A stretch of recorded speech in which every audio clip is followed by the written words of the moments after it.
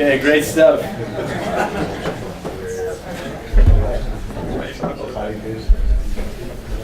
So, I want to continue right away, give a brief presentation about what this evening is going to look like, and also something about the stuff that I've been working on lately.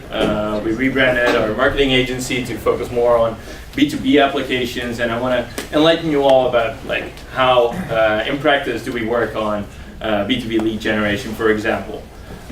First of all, the event venue is just beautiful. I hope to host more events here. Jouke just talked about the loft. I hope to do so I hope he hears this, do an event on the 3rd of October, but I'll send him an email about that. Anyway, welcome to the 9th edition of Growth Hacker Talk. This edition was advertised as UX and product marketing, but it's a lot broader than that. We also have people coming to talk about scaling up your company internationally, and also the head of growth of Ticketswap will take a more data-driven approach to growth. So I'm very much looking forward to this agenda. Also, I just found out, and this is probably already longer the case, but it's like pretty good news. We're the largest growth hacking group of the Netherlands, like even bigger than Growth Tribe and other marketing groups. So that's cool. Woohoo! Yeah. Thank you all. Also, get social. I know you guys are all addicted to your phones. If you want to do Instagram or Twitter, please tag us at GrowthHackerT on Twitter because of the limited characters, or Instagram, GrowthHacker Talk. Okay, then a big thank you to the sponsors that make this event possible. Obviously, Adam and Cowork, they were so nice to sponsor the whole venue costs and the food and drinks for us, and without them this event wasn't possible, so please give them a big round of applause again. And then for the people that come here more often, Dutch Soup is probably a familiar face. It's our favorite LinkedIn automation tool, and again they paid for all of our media production, and without them we wouldn't be able to promote this event like the way we did. So also please give them a big round of applause.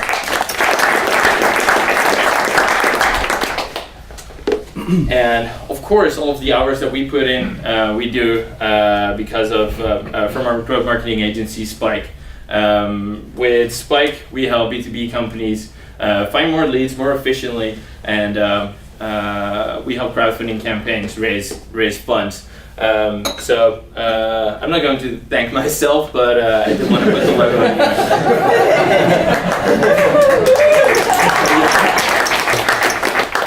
And again, we're always on the lookout for new amazing venues, sponsors, and speakers. So if you think you have a nice story to tell, or you want to just throw money at our face, or food, or whatever, please feel free to contact me on Pascal at WeSpikeGrowth.io, or approach me after the event, and we'll see what we can do.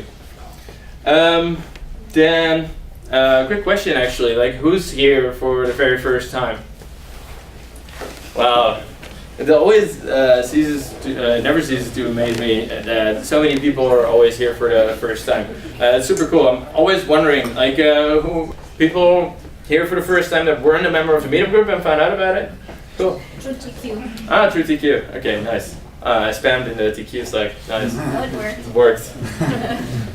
Cool. So also a big part of the success of this meetup group is the team. I've been working with some amazing people for the past 1.5 years to make this event a success. So I also want to give a big thanks to Gino, Justin, Eric, Cynthia, and Herman. Together with them, we're making this a big success. We're looking to work with more people in the future, and also to expand to other cities, at least here in the Netherlands, but also to other countries. Please give them all a big round of applause as well.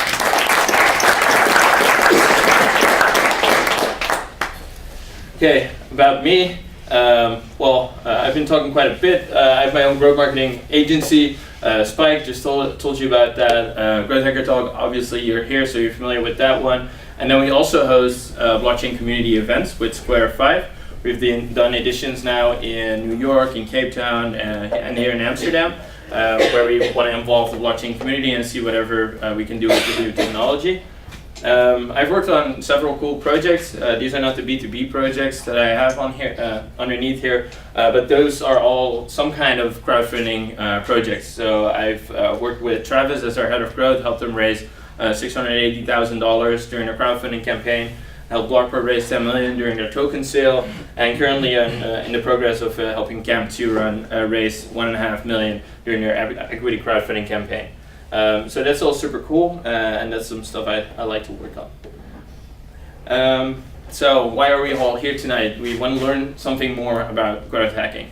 We have an amazing speaker tonight, Danny Hart of GrowthHackers.com. She will tell you way more about the process, but I just want to give you some funny examples about what people think is growth hacking and what it isn't, and I just want to give a more clear definition. So this is actually a funny story. Recently I got called by RTL Boulevard, and I got called by one of their presenters, and he was looking for a hacker. So I told him, okay, I'm a growth hacker. It's like something entirely different than a hacker. It's like more marketing oriented, like not like doing bad things with data and all that kind of stuff. And he told me, yeah, that's perfect. So like if you're a hacker, it's like, can we maybe interview you? I'm like, yeah, okay, but as long as you understand, it's like, it's a difference. Yeah, sure. Okay, so can you tell me something about the dark web? Yeah. I think I can, but again, it's something completely different. It's like an interest next to like the growth hacking stuff that I do is completely unrelated. No, that's perfect, man. We'll be there in 30 minutes and we'll come and interview you on national television. So 30 minutes later, he calls me while he's on the way. He told me, oh, by the way, can you like maybe wear a hoodie and a beanie so you like look more like a hacker? And then we're gonna record you in like this office place. So this is where RTL Boulevard was recording me. And this was actually televised on national television at RTL Boulevard. And here I was actually explaining to the whole of the Netherlands where you can buy drugs on the internet. That's definitely not growth hacking. I want to make that clear. It's not the same. Okay, so we're also not only driving fake traffic and posting spam comments on your WordPress blog, also not growth hacking. A lot of people think it's like, oh no, it's only fake traffic, or the hacking just has a very negative connotation to it. And people think that because it has that negative connotation, it can be legit. And that's very annoying because as the creator of growth hacking, Sean Ellis actually put it, is that growth hacking is way more about servicing the whole funnel, making sure that once people get to your website that they actually get a good user experience from using your product, so that they keep using it, keep coming back, and actually derive value from your product, not just being able to show them ads, which actually is bad for user experience. Anyway, now that we got that out of the way, what the hell is it then? Like I just said, Sean Ellis said it best: sustainable growth programs are built on a core understanding of the value of your solution in the minds of your most passionate customers. You need to deeply understand your customer, and it doesn't sound necessarily sexy because people want quick wins, they want silver bullets, they generate quick results, but the growth and marketing or growth hacking, whatever you want to call it, process is a long, audacious, hard process, and incrementally over a long period of time helps you better understand the value that your user derives from your product. And I think that's at the core of growth hacking. So give me an example. So I was just telling you all about sustainable growth. This is not an example of sustainable growth, but of a tactic that I once used when I wanted to go to a conference. Going to a conference is, especially for the first time, can be quite exciting. A lot of people go there. It's pretty expensive, so you want to get something out of it. And because so many people go there, it's difficult to find the people that you want to connect with. So how do you do that? Well, there was one conference here in Amsterdam called the Next Web Conference, and woohoo! And they currently don't do it anymore, probably because people like me were doing this. At first, all the attendees of the conference were put on their website with a first name, a last name, their function, and the company name. And that's super useful. And so many people are super interesting, so I want to connect with them. I want to decide beforehand, like, okay, these people are interesting, these people are not interesting. and then I'm just going to reach out to the people who I think I can do business with or deliver value. So there's this tool called Data Miner, and with Data Miner you can actually select some elements on a web page, like this is first name, this is last name, this is function, this is company name, and it pulls it all to an Excel sheet. In the Excel sheet you then have these personal details of all the people that come to that conference. Then you go to this tool. This is probably my favorite growth hacking tool, called Phantom Buster, and they have tons of automations and ways to manipulate or mutate your data into more usable data, because only with a first, last name and company name I can do some cannot do so much, but with the LinkedIn profile URL finder, with only that data I can make a LinkedIn profile URL.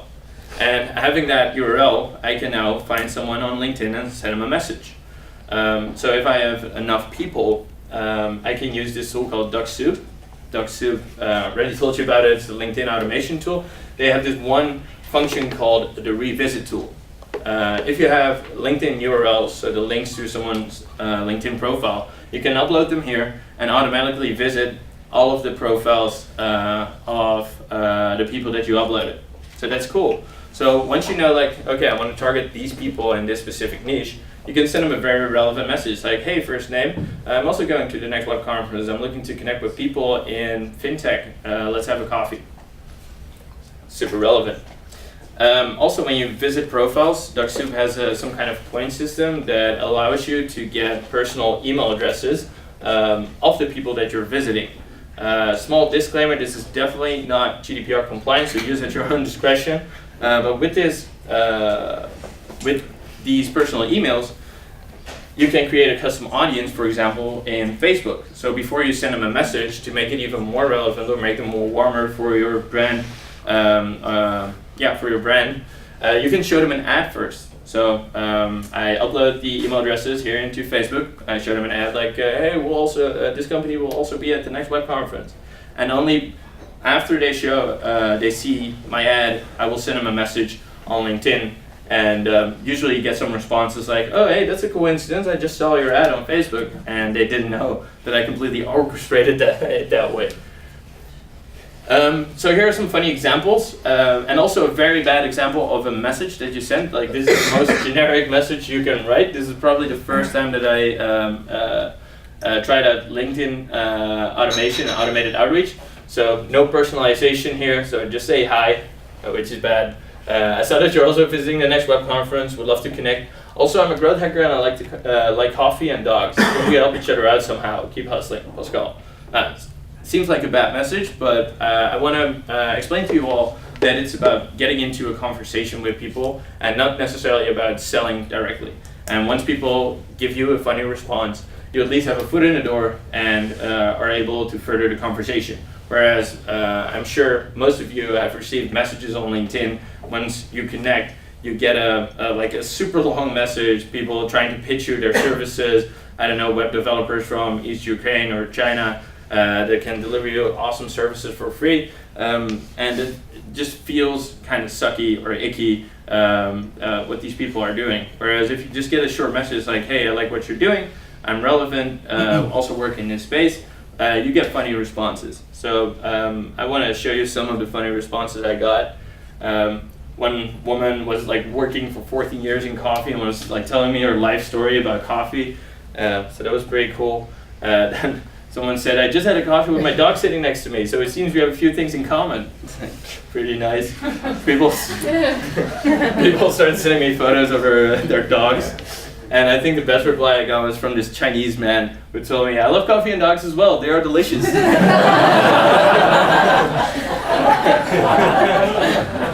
And again, it's a funny response. I got a laugh from it. Hopefully those people got a laugh from it. And I got into a conversation with all of these people, and all these people went to the next web conference, and I had an opportunity to meet up with them. I managed to set up 12 meetings on one day with highly interesting people that I wanted to do business with. So that's super useful, and that's something I wanted to give along. So give me more tools. The people that come here more often know that I like digital tools and marketing tools. So I'll give you some of my favorites that I think are worth checking out if you haven't yet. Shitty animations, Duck Soup. So already showed you some examples about Duck Soup. It's my favorite LinkedIn automation tool. This takes way too long. Phantom Buster, just told you it's a very easy way to manipulate data into more useful data. This is going to take a while. Crystal Knows, if you don't know how to reach out to people, Crystal Knows is a Chrome plugin that you can put in your Chrome browser. When you look at someone's profile, you get a personality profile of that person based on the information that's on their LinkedIn profile. So based on that information, it will also give you advice like, hey, you can use long sentences or short sentences. Should you use emojis or not? Can you use exclamation marks? It's kind of creepy, but it works. It's nice. Zapier, for the people that are not familiar, there's a lot of marketing tools that you can use. Zapier is one of my favorite tools to connect one tool to another. For example, you can use Duck Soup with their Turbo module. You can visit LinkedIn profiles and automatically import all of the profiles that you're visiting to your CRM, for example in HubSpot or in Pipedrive. So that's super nice. Then ManyChat, for people that haven't dived into chatbot chat. ManyChat is one of my favorite tools. They have a very visual interface to build chatbot sequences. It's super nice. Specifically for Facebook Messenger, by the way. Then there's Drift. Drift is a nice B2B application for chatbots. If people get to your website, you can actually qualify them by sending out like a chatbot qualification questionnaire. And based on that, you can decide whether this person that has engaged with your chatbot is interesting enough to reach out to them and try and close them as a deal. Mixmax. So for those of you that use Gmail without plugins, Mixmax is like put your Gmail on steroids. If you want to set automated reminders for meeting scheduling or for just inserting GIFs into your emails, it's a perfect tool and definitely helps me be more productive. Then Lucia, if you guys are into lead generation, Lucia is a tool that can also, based on LinkedIn profiles, if it's publicly available, scrape the phone numbers of these people. So if you're still into cold calling and want to call people, then you can use Lucia to find phone numbers. Also, if you can find a personal email address, again, this is not GDPR friendly, but you can also upload phone numbers to Facebook's custom audience to target them that way. Creepy. Usability Hub. A lot of people have opinions about why their website is so great and that it's the best website that has ever existed. But once users get to the website, they don't know what they have to do or what the company is all about. They don't understand the value proposition. Usability Hub actually lets you upload a screenshot of your homepage and lets people do it pays people to do a 5-second test. So they get to see the screenshot for 5 seconds and they have to guess what it's about. And this is a great way for you to test if your value proposition works or not. Then Snipply, if you share non-native articles a lot, then Snipply is a nice tool to get people back from that article to your own website. So it shows like a call to action under the article and allows people that read that article that comes through you to get back to your website. Then Lempod, the tool that is not to be talked about, but it's a nice LinkedIn tool if you're active on LinkedIn and especially are sharing a lot of content. Engagement is one of the highest ranking, the speed of engagement is one of the highest ranking factors of getting more exposure. So Lempod actually lets you add people into a pod and automatically like or even comment on a post for you. And the comments you can even curate yourself, so you can type your own comments so that it's relevant for your post, so that people don't think that it's automated. But it works, so that's cool. Then Lemlist, I'm not sure if you're familiar with Mailshake. It's a cold email application tool. It's a very nice tool that pretty much ensures deliverability of your large cold email campaigns. So if you're still cold emailing, it's definitely worth checking out. Then Shield app. Yeah, so there's one thing I have to say. I have a very large problem with procrastinating on my presentations always, and I finished this list 5 minutes before I started this presentation. I actually have no idea what this tool is all about. So, Change Tower. Change Tower is actually a nice competitive analysis tool.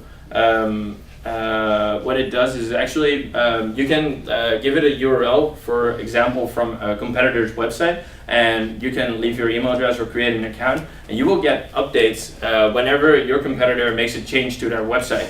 So if they make a change and it looks cool, you can implement that on your own website as well. Pixel.me. This is great if you're sharing a lot of content. You can actually pixel the URL that you're sharing so that you can also retarget the people that engage with the content that you're sharing. Super nice. And then Die With Me is a super nice tool that I found on Product Hunt. If your battery is lower than 5%, you can have a chat with other people whose battery is lower than 5%. It's very, it's a very nice community. Very sad. Okay, next up. So for the first ever in the Netherlands, we're going to venture out into another city. Herman and Justin are actually going to help us out with hosting the first ever edition in Utrecht. So that's super nice. 29th of May, we'll do it in the Jaarbeurs Innovation Mile, the gym. Yeah, be there or be square. I know it sounded lame. I'm looking to connect. Yeah, if you are or you know a B2B SaaS company that is looking to find more leads and they have product market fit, ideally have raised a seed round already, please feel free to get in touch with me and I can help you out. So if you want to get all this content, we always record all the presentations, all the visual presentations also will get shared in our Facebook group. So if you haven't joined already, feel free to join. Well, if you want, it's a free country. Then the speakers. So we have a pretty well-packed speaker lineup tonight. We will start with Isabel Brouwers from DutchBasecamp. She will tell us about how to go international with your startup and what are the prerequisites before you start doing that. Then we have Mark van der Poel from also DutchBasecamp. That's weird. It's +3 agency. Excuse me for that, Mark. +3 agency is a UX design agency, and Mark will tell us all about how to design your product so that users love it. Then Danny Hart, the ex-head of growth from GrowthHackers.com, and currently is also a consultant at GrowthGal, and she will tell us all about the growth marketing or growth hacking process. And then we finish the evening with Nurkan Kirkan from Ticketswap, and he will tell us all about the data-driven approach to growth that Ticketswap implements. So this is what the program looks like. We're running a couple minutes late, so I will run it up quite soon. At 7, so after me, Isabel will start, 7. At 7:30, we have Mark van der Poel. Then we have a quick break, 15 minutes. After the break, we have Danny Hart from GrowthHackers.com. Then Nurkan Kirkan at 8:45, and then we have a short fireside chat. So we will do no questions directly after the presentations. Please save them for the fireside chat at the end. Also, I want to, this room is already quite packed. If you're just here to connect with other people, you want to network with other people, we have 2 floors available. If you want to just grab a drink with someone, have a chat, feel free to do it during the speaker program so that more people have place for a seat here and you can maybe do some business. Much appreciated. So thank you very much. If you want to get in touch with me, please approach me here, and hopefully you have an amazing night. Thank you again.